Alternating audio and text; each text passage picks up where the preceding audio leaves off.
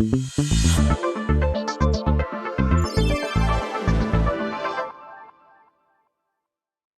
going on, everybody? It's your life and wellness coach, Charles Johnson from Beyond Wellness Podcast.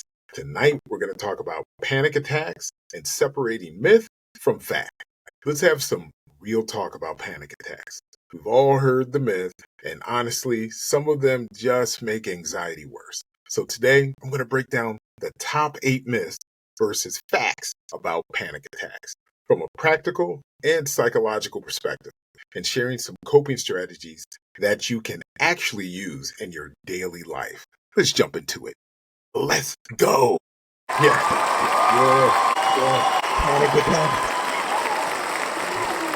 Yeah, I know a little bit about these things. I've had panic attacks on bridges. I don't like bridges, guys. I can't drive too fast on highways either. All right, help me help you. All right, have a seat. Let's go. So we got 8 myths that we're going to go through. Let's start with number 1. Panic attacks will make you die. Oh boy, I get it.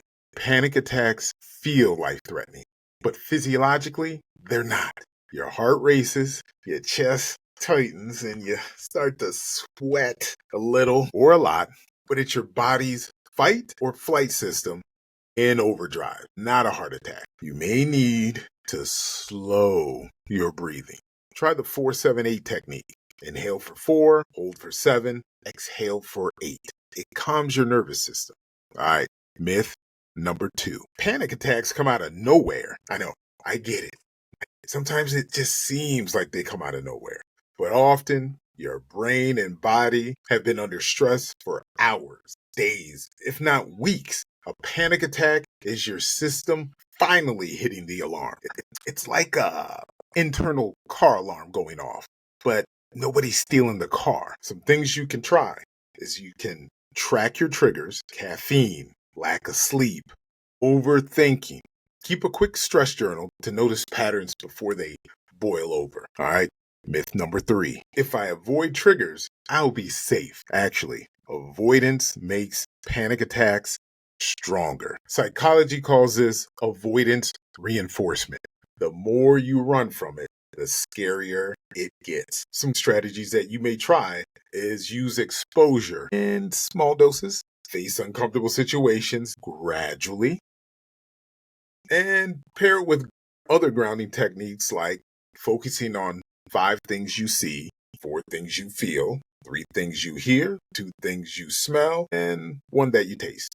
Try that. Myth number 4. Panic attacks only happen to people who are weak. Listen, anxiety doesn't discriminate. You can be a CEO, athlete, student, parents, anyone can experience a panic attack. It's biology with a little psychology sprinkled in there, not weakness. Some things you can try to help cope: replace self-criticism with self-compassion. Try affirmations like, "This is hard, but I'm safe. My body's reacting, not breaking."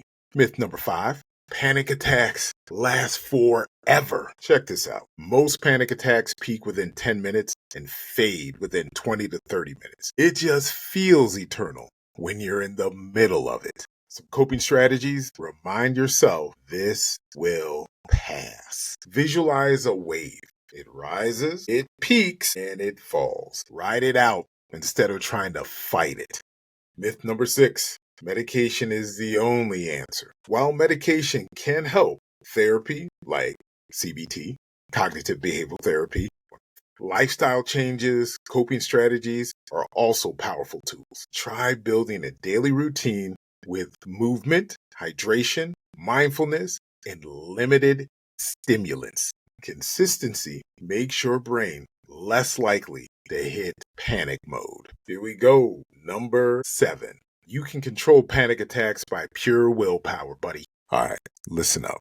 You can't stop them by force, but you can manage your response. The key isn't control, but acceptance and redirection.